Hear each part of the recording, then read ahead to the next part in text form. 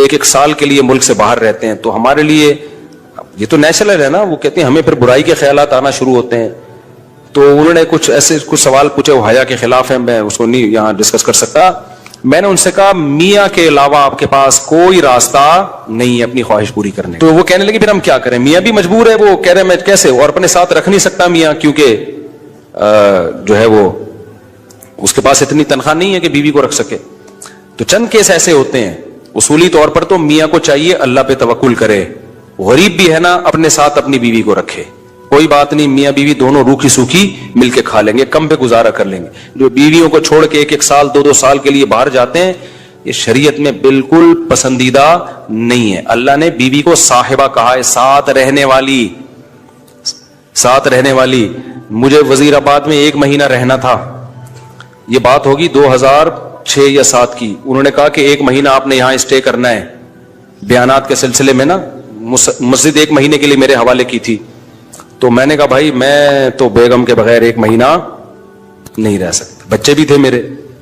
تو میں نے کہا 1 مہینہ میں نہیں رہ سکتا, مجھے بیگم بچے چاہیے, ان کا بھی ٹکٹ دو تو میں یہاں رہوں گا, ورنہ نہیں رہوں گا. تو انہوں نے پھر بیگم بچوں کا بھی ٹکٹ دیا. وہ گھر والوں کے ساتھ رہ لیتے ہیں آدمی تمیز سے, ورنہ بیگم کے بغیر ہمارے لیے تو بڑا مشکل ہے اتنا لمبا عرصہ رہنا. مجبوری میں رہنا پڑتا ہے تو ایک الگ بات ہے, لیکن ہے مشکل کام. چاہے کتنے بھی آدمی کے میاں بیوی میں جھگڑے ہو نا, نہیں رہ سکتا بھائی.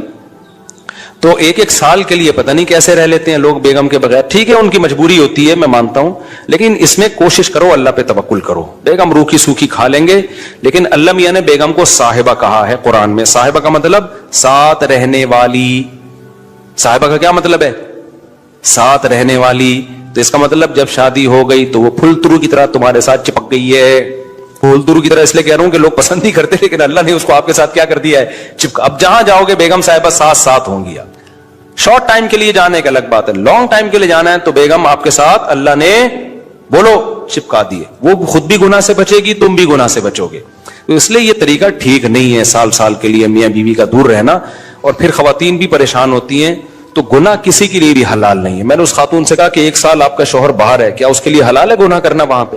اس کے لیے حلال نہیں ہے تو آپ کے لیے بھی حلال نہیں. تو اللہ میاں نے صرف یہی رکھا ہے کہ ایک دوسرے کی خواہش پوری کر سکتے ہیں میاں بیوی, اس کے علاوہ ان کے پاس کوئی آپشن نہیں ہے.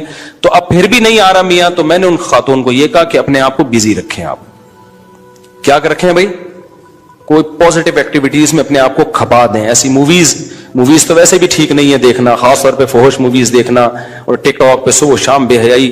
تو جب یہ انسان کی عادت ہے, جب وہ اپنے آپ کو کسی پازیٹیو کام میں لگا دیتا ہے نا, تو چند دن پھر یہ جھٹکے لگیں گے, اس کے بعد انسان نارمل. کئی لوگ ہیں